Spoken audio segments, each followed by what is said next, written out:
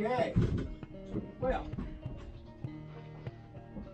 that didn't work, but I seem to recall that I unplugged the battery, unconnected the battery post. Yeah, I did. I unplugged both of them. Okay. Well, that's all right. We can fix that. The hot wire goes to the red wire goes to the blue wire, and the blue wire goes to the purple wire. And this wire goes to that wire. And that's what I know about the bones. That's what we say about the most. Red wire goes to the purple wire. The blue wire goes to the pink wire. And the pink wire goes to the nuclear wire, the neutral. Let's try that again. Oh, the joy. Oh, the joy.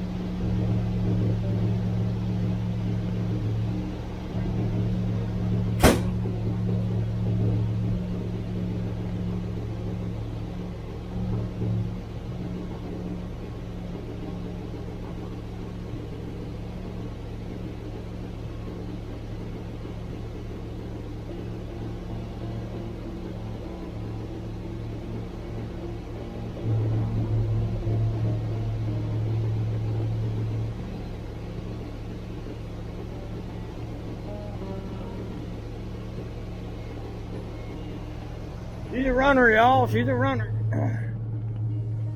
So I'll bring y'all out here. Sit you out here in the sunshine while I back this out. Ease her around the house there. Let her sit out in the sunshine. Oh, what a good life I have here. The good Lord's been good to me. Bless his heart. Bless his heart. Still running there? Yep, still are.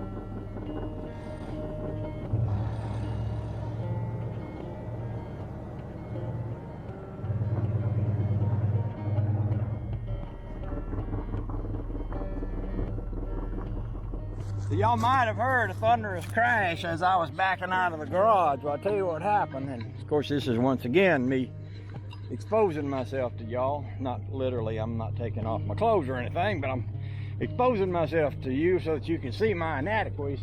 And that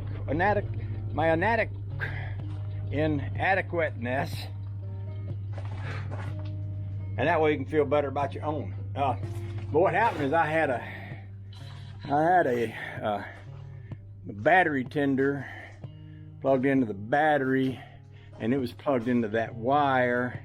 And I put the end of it onto this box, which used to be full of plumbing supplies. And when I backed up, that wire hung in the fender and pulled that box off on top of my lawnmower. So now there are plumbing supplies scattered willy-nilly, just willy-nilly. So that ain't what I was intending to be doing, was picking up plumbing supplies. So I'm gonna walk away from that. I'm gonna walk away and just pretend it didn't happen. And I guess just for the sake of environment, not burning up all the electricity there is made in the world, I can turn this light out. I'll come back to this at a later time, but I wanted to go over here and look at something else with y'all. Y'all come on with me. I don't think y'all got anything more important to do. I was talking earlier about this motor and noticed it's smoking a little bit. Well, I'm gonna tell you about where this motor come from. I know a couple up in Maine. They are the sweetest people you could ever know. They're the kind of people where if you know them, you know that God's given you a special gift. And back in the day, they ain't never been nothing but poor, which I got a lot of friends that are poor. We like each other that way. But back in the day, they had a business.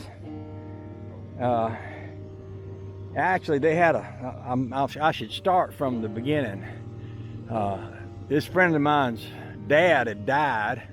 They took his inheritance money and went down and bought a new 84 Chevy pickup. No, that ain't right. Yeah, it was right. 84 Chevy pickup, brand new from the lot. And they drove it for years, and they used to make a living by fixing up stuff. You know, they were like handy people as a couple, so I ain't saying handy man or handy woman. There was one of each. And on the back tailgate of that truck, they painted the word House Calls, which was the name of their business.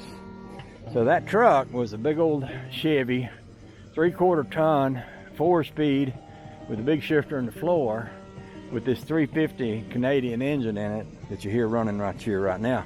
And they drove that truck till somebody told them it was too far gone to save anymore. Of course, up in Maine, you know, things rust and rot. And I believe I could have saved it, but I didn't get a chance to, because they let a friend buy it. Well, he pulled the motor out of it and put it in some kind of hot rod and scrapped out the truck, which was a shame, because I believe it was a good truck, and I believe I could have saved it. But that's another story for another day. So anyway, at some point he needed bail or money to get out of prison, I don't know, but he told me he'd sell me the motor, so I bought it and I put it in here.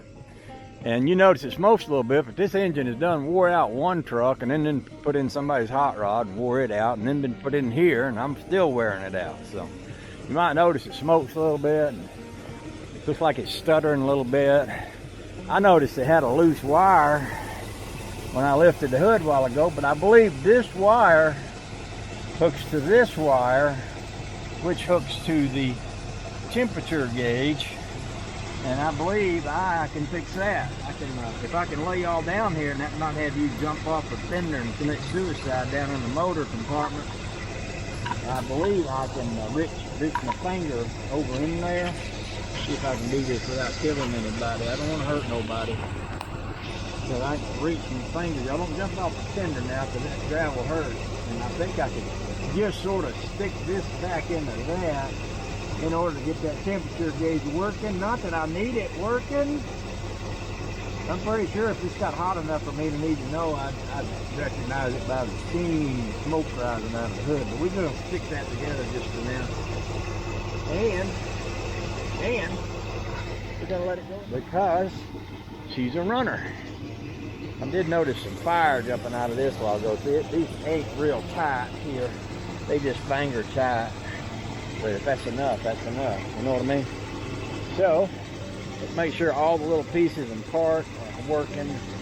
We'll close down this. Sounds like I might have a little exhaust leakage starting over here. By the way, there's one thing I'm going to want. Maybe some of y'all can help me find. These are them old Chevy headers. They probably are like, well, they was on this motor when I got it, so I don't know what year they are, but they could be 73. But they're the ones that go back and go out like that. instead of the ones that are like a Y, they come down and go down, those are the early Chevy headers. They actually had better flow than these. And these ones are the ones that goes out and goes back like that on this side, and on this side they go out and they kind of go down. Like you can see that back pipe kind of goes down and that one kind of goes back. Well, I'd like to, this thing got a great set of Flowmaster pipes on it that I don't want to have to cut or replace. But I'd like to get me, since I'm going to be doing this engine thing, I'd like to get me some new headers that fit those pipes so I don't have to cut my pipes up but have better flow. Because I'm going to be running some fuelie heads and a bigger carburetor. I'll show you the carburetor I got in mind. This is actually a gift from, I get a lot of things from people, but one of my neighbors down the road, he has this Edelbrock. No, it's not. It could be made by Edelbrock, but it's a Holley. There's a Holley intake right here. And then he has this Holley carburetor right here that he gave me. And it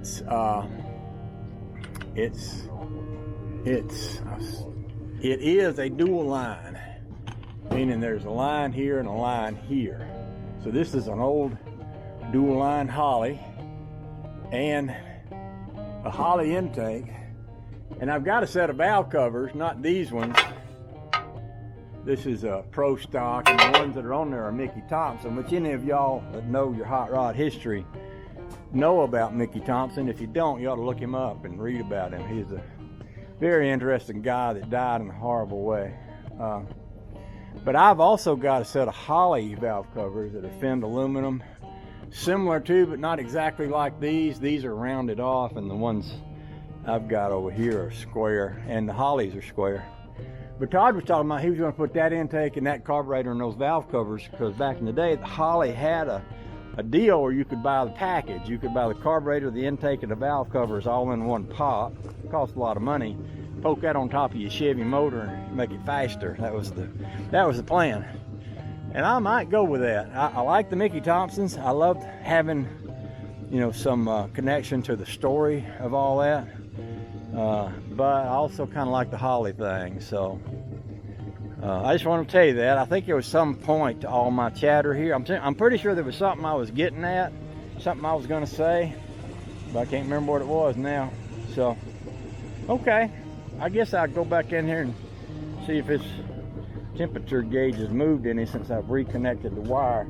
See, one of the things I want to do right off too is redo this mirror. I was all set to do that before when we went back up yonder, but we ain't planning to go back up yonder anytime soon. In fact,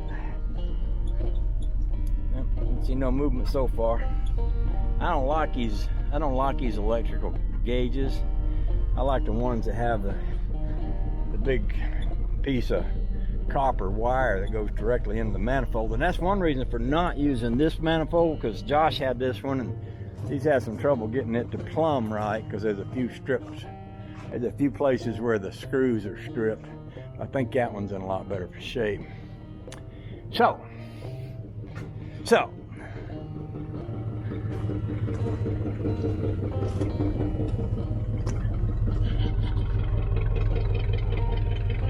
we get that new engine in here, that new old engine, and it's not gonna do bump bump bump bump. It's gonna do bump bump bump bump bump bump bump bump like potato potato potato. That's what they sound like when they got the right kind of cam in them. They sound different. This car drives great as it is, but it'll be kind of fun to have a little rumble, a little extra rumble, a little extra power. Don't ever hurt nothing.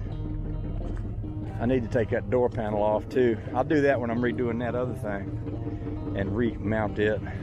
It sounds a lot like I've either got a leak or I've got a pipe banging up against the bottom of the car over there. Why don't we, while we're out here chitter chattering, why don't we just grab this piece of cardboard here and carry it out there and lay it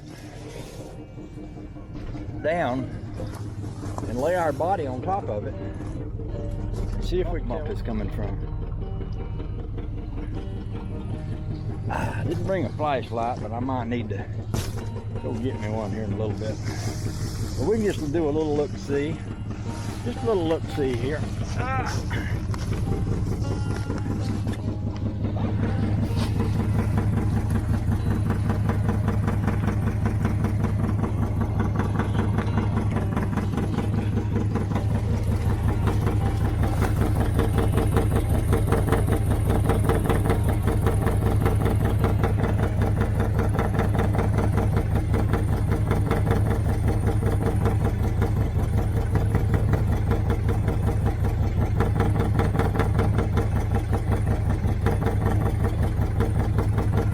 it is coming from this side, I think.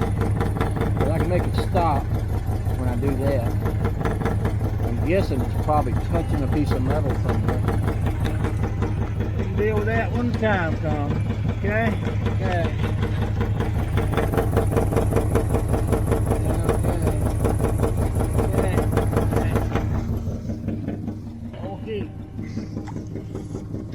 One thing about this car I like to point out to people when I can is that it's good enough for me. I put that on there for all the car show freaks. I shouldn't call them freaks. Let me put it this way. There are people that you meet sometimes, especially when you go to car shows. Not all of them, but there are some who have very interesting and expensive automobiles. They just have literally taken them to a shop and paid somebody, just opened up their wallet and let it run dry to build a car. And a lot of times they don't know what they got or anything about it. You ask them about it and they don't have an answer because they don't know. And then there's other guys that are really good at being mechanical. And they know how to make cars, and then they know how to make them fast, and then they know how to make them pretty, like Mike Hall did. And there's guys like me who just kind of an old shade tree hot rodder and just happy to have something with some chrome wheels on it and get down the road. And so by putting that on there, all the high dollar guys look at that and they know just to keep looking. They don't need to look at that anymore, just snub their nose and move on. And all the hot rod guys can look at that and say, well, he's just a poor boy. He's just a poor boy, nobody loves him, and and I have a little mercy on him. I won't point out all his flaws. And so I like that. I like that a lot. So anyway, I got one more thing I want to talk about, and then I'm gonna stop this camera because me and Honey Babe talking about going into town and getting a hamburger. And I skipped breakfast for it, so that's something that's gonna be coming up. One more thing. I'll go ahead and make this announcement now. Eric Polston's coming. Now, Eric Polston lives down in Florida, and he's very much a crafts person. He doesn't put a lot of things on YouTube, but he's a heck of a nice guy, and actually a lot of people know him. I went to Disneyland with him last year, and anyway, he's coming up here around the end of the month, so we are really looking forward to having a visit from Eric and his wife. They're going to be coming. That's going to be special. I'm hoping, and I talked to my honey baby last night about this because I told her I got connections with the good Lord, and I'm making a request. I'm requesting some nice weather because I'd like to be able to put this bass boat. You just happen to be sitting on the bass boat. I'd like to put this bass boat in the water and have it floating around when they come, so we can jump on the bass boat and ride around in the lake. And I got somebody else coming too. Rusty Acres is threatening to come, but he's got to have knee surgery first. Well, that's going to be coming around after a while. And then somebody else is coming. Oh, Todd. Todd's going to be coming and bringing that engine down here. So we got people coming. So it's not going to be just me that you have to put up with. It's going to be me and others. So that's all I'm going to say now. My throat's got sore from too much talking, and if it gets too sore, I start worrying about maybe I got the coronavirus, and this and that. People were talking about the other day, well, if you've had it before, you might get it again, or if you've had it before, you can still give it to somebody. I was in a household the other day with my relatives down in South Georgia, and they said every one of us has had it. And then Honey Baby read this morning that if you've had it before, you can give it to somebody else later. And if you get it again, you won't have any symptoms, but you can still poison other people. And I'm thinking, well, that's great. We sat around with them. We probably got it. So every time I get a little sore throat, I say, oh, the Lord, do I have the bad virus, And so then I need to go drink some iced tea to soothe my throat. And doing all this talking, which I ain't used to doing all this talking makes me get that feeling in my throat, So. And one more thing. I think I've got some of them little magical aluminum ordered up. Now, I know I got these ones here, but I'm not sure that these ones here are the magical ones. I'm pretty sure these are the aluminum ones. What do they say on here? They say 50-piece aluminum tap, polish, and ain't new. Don't know what that means, but it's made in China. You know it's good quality stuff when you see made in China written on it. That's where they make all the good stuff. But I believe I got me some of them Wonder rods ordered up too, and I wanted to play around with doing some welding with them, but that's another video for another day. So I'm gonna stop all this talking, and I got my bean boots on because it's muddy in places around here. So I'll stop all this talking and such as that. Yeah, temperature gauge still ain't moved. I got, you know, for an old wore out engine, I got pretty good oil pressure, 25 pounds with it warmed up at idle. That ain't bad for an old motor. Yeah. Alright then. Let me tell you, it's been a real pleasure talking to y'all this morning. I appreciated it. And those of you that are feeling like you can do this without violating your oath of office or anything, just hug your kids and be nice to your mom and them, and pet your dog. And if you got a cat, just don't let him walk on your car. And to be honest with you, if you got a cat, I don't know what to say. Well, 63 Impala's got cats, and you know how he is. Perfect example. All right. I'm gonna stop talking now, whether you like it or not. So get over it. See you, bye. Love y'all.